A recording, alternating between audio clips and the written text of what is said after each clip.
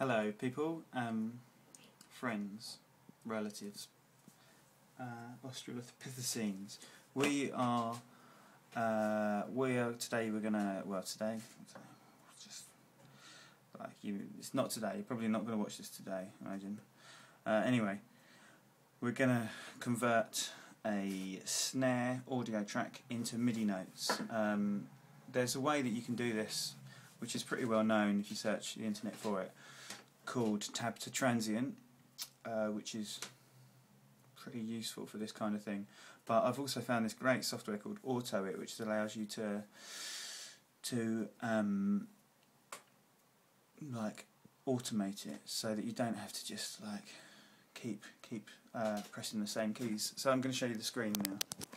Okay, so now here is my audio snare track. Okay, so I've got the snare track there. You can see the waveforms. I've turned on elastic audio, so that means it's detected the transients, and I'm going to put it on analysis.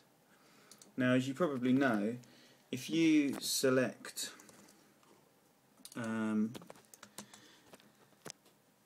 if you select the audio track, put the cursor on and press tab, it will tab to the next transient. And if you press Control tab, it will tab to the previous one. So that's pretty cool, because what you can do is you can press tab to the next transient, press the semicolon button. I'll do that again. So you can see the cursor, press the semicolon button, and that goes down to the MIDI track. Then you can press Control V to paste a MIDI note in. Go back up by pressing P. So I'll show you that again. Up by pressing P.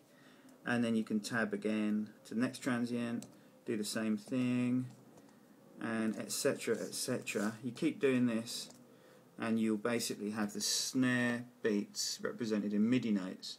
Obviously the dynamics won't be there, and like for hi-hats, if you've got different open and close hi-hats, you can't really do that. But this is the reason I'm doing this, is so I can export the MIDI into a notation bit of software, and I can give this to the drummer of the band, and he can say, right, he can read that score and play it. So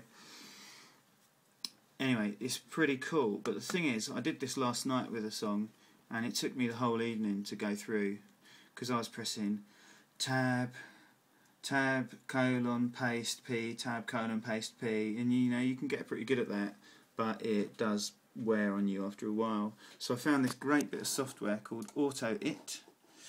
It's here. You get this little script maker thing, and I basically wrote this script. It just says, right, run as require admin, WinActivate, activate Pro Tools, sleep for a bit. That's just to give me a bit of a rest, basically.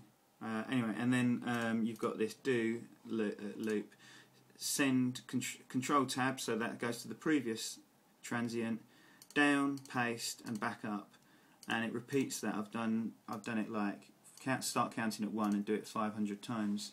So maybe that's 499 times. Probably is, yeah. Anyway, let's see if it works.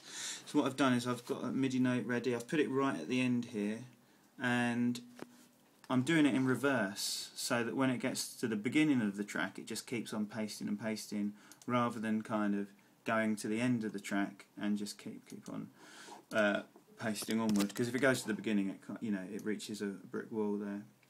Anyway, so it's asking to run, so I'm going to click yes, and here we go. Let's see it in action. This is the pause. Have a rest. Oh yeah, oh by the way, it doesn't work. Oh no, hang on a sec, no, it does work. Oh, there we go. I just needed to select it for some reason. And that's it, so that's going through the entire track, and it's pasting MIDI notes where the snare hit is. So once it's finished doing that, what I'm going to do is, take the kit, the snare and the hats, and paste them all onto the same track, same MIDI track, and then I can export that to MIDI, go to my notation software, import that, and it should have it ready to print off and give to the drummer to read. The only thing is, it's you'll have to put it in the right notes, etc. I think it's kind of like, I don't know, the one I'm using, it says like the C1 is the kick, D1 is the snare, etc.